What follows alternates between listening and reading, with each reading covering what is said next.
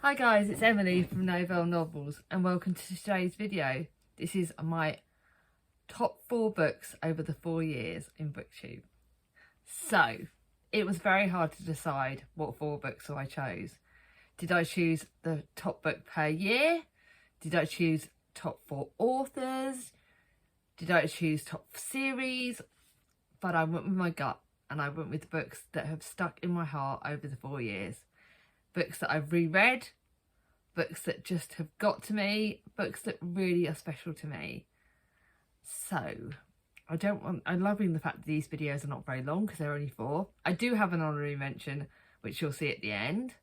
But before I film this, before I show you all my books, can any of you press pause and think, what books do you think are on this list? Let me know in the comments down below. I love it when you guys know me so well and guess. The most important person I'm looking forward to seeing who comments is Charlie from Charlie Book Reads, my sister. I wonder if she'll be able to predict any of these books. But I would love to know if you can. Thank you all for all your support over the last 4 years. You've all been absolutely incredible, and I am, in every of these videos, I am grateful for each and every one of you. So I'm doing it in order, although this order has changed since the day I wrote the notes of these books. From my 4th favourite to my 1st favourite, and then my honorary mention will be at the end. I don't know why I'm doing my honorary mention at the end, but kind of. This is me, I blag it. This is like the 3rd or 4th attempt of filming this video. So in at number 4 is Paige Toon's Someone I Used to Know. This book was really special to me because it's by my favourite author ever, Paige Toon. But it's one that really got to me. It ripped me to shreds because it's about a foster. It has like fostering in it, and that was something we did as a child. So I think that's why this is her penultimate book. Like, she's got another book that's coming out in the end of the month, which I'll be reading in June because May's TBR is Mahusive. You'll be seeing that. But yeah, this book centres around George, who is the foster brother in Then. So we've got Then and Now, with Leah as our lead character. We've got Then, where Leah is only 15 and she meets her foster brother George, who is like a real troubled child. And she also becomes friends with Theo, who is like a posh kid. And it was really good. And then you've got the Now timeline, which is when shocking news brings Leah back to Yorkshire with baby daughter Emily in tow. But Emily's father Theo isn't with them, and George has unexpectedly returned. After half a lifetime, have they healed the scars of their past? This is a really good book. To me at the moment, it's Paige Toon's best book. But it was one that really stood out to me when I read it. I think it was a few years ago. I think this one might have been my favourite from a couple of years ago. But it's one that really stood out to me. It's my favourite colour. It's a beautiful book. And it's one that really, if you like contemporary fiction, quite a few people that I've recommended Paige Toon to have loved this. Then we've got, in at number 3 is The Four Winds by Kristin Hannah.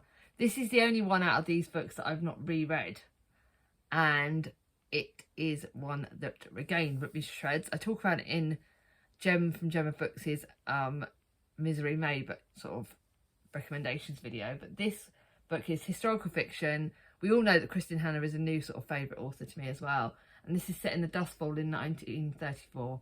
Elsa Martini has finally found the life she yearned for, a family home and a livelihood on the farm in the Great Plains. But the drought threatens everything that she and her community hold dear, and Elsa's world is shattered to the winds. This book is very, very emotional, very dark, very will break your heart, but it really got to me. A lot of people have said that I remind them of Elsa because of like the way she does everything for her children. Her children are a world. She literally does everything for them, and that sort of, to me, is something that really springs home how much you would do for your kids and how much you would do to keep them alive and keep them safe. So I love that book. The top 2 are really, really hard. It was really hard to decide this. Technically, I haven't actually reread this book, but I am rereading it in May, so it kind of counts because I think I might have read it. I don't know. No, I think I might have read it twice. I don't know. That is Get a Life, Chloe Brown. I am reading it for my disabilities readathon in May, so that's a sneaky peek to my Spoonies TBR. It was the first book where I felt seen, and with my chronic pain, it was the first book where I had a character that really was living my life. I don't have fibromyalgia, but I do have chronic pain, and I do experience a lot of these things that Chloe Brown experiences, like where she has to rest for days because she's overdone it, where she can't have the life she wanted. And also the way she tackles life. Like, this is Get a Life Chloe Brown, because Chloe decides to take the bull by the horns and get to her dreams. And that was something that after my car accident I did. I literally was like, these are the things I want to do. I'm going to do them, and I don't let anything pull me back. Yes, my chronic pain has since then sort of challenged me on that, but I was determined, and I am determined to keep like pushing myself. So I love this book. I thought it was an absolutely incredible book, and it's really inspiring. And yes, there is a bit of sauciness. I love the romance in this, but there was like some of the things she's got on there. Ride a motorbike. I've gone on the back of a motorbike a few times and I've loved it. Go camping. That I don't know about. Enjoy a drunken night out. Done a fair few of those. It's another rude one, but I'll tell you that in a bit. And then travel the world with nothing but ham loads. I can't do that really, but and then do something bad. Well, I've done a few things bad, but we don't go there. Yeah, I love this book. It was an incredible book and one that deserves second place. And then another book that is my favourite, and it was one that really special to me, and it's, you all know this, and this is A Curse So Dark and Lonely. I think I've read this about 3 or 4 times. I will reread it again soon enough. I don't know when. I'm going to probably reread the whole series soon. And yes, I am definitely a massive fan of this book. My sister Charlie from Charlie Brooke Reads got me this, and she is Bridget Kemner's again a fantasy author. I think hasn't got any books coming out this year. She had a couple out last year. She's got some coming out next year, I believe. And this series again, I really like the fact I felt seen on this, and the fact that Harper has cerebral palsy and she's seen as weak, and the way she goes out and like proves everyone bloody wrong just because she's got a bit of a limp and she doesn't meet everyone's expectations. I am a big fan of this book. It was one of the first books that got me into YA fantasy, and I love this whole series. I love the series that's after this that she's just started out. I can't remember the name of it, but that's a really good series. And this was one that just... I don't like Prince Rian in this, which is the lead male character. I like Gray, who is his sidekick. Gray's so sad. And when you read the series, you realise why Gray is like the best. But I love this book. It's one I've reread loads of times, and it's one that's incredibly special to me. And Thomas is not going to be in this video. So that is my favourite book of the 4 years. But my honorary mention is Our Doris by Charles Heathcote. Again, I've read this 3 times in the last 4 years.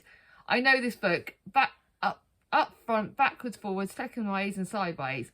Love Doris, love Harold, her husband. Every time I reread it, I get more out of it, and it's an incredibly incredible book. And it's one that I will love till the day my dying day. I'll make sense in a minute. But this is my other book. So I'm not... There's Thomas, and Thomas can go away for the last clip of this video. Duck his head down. Typical videos, and Thomas, the kids are in it. School holidays. But those are my four favourite books and my honorary mention over 4 years. What have your favourite books been over 4 years? Did you guess any of them? Let me know in the comments down below. If you like this video, give it a thumbs up. If you're new to my channel, not subscribed yet, ring on my ding-a-ling, and I'll see you all soon. Bye-bye. Bye.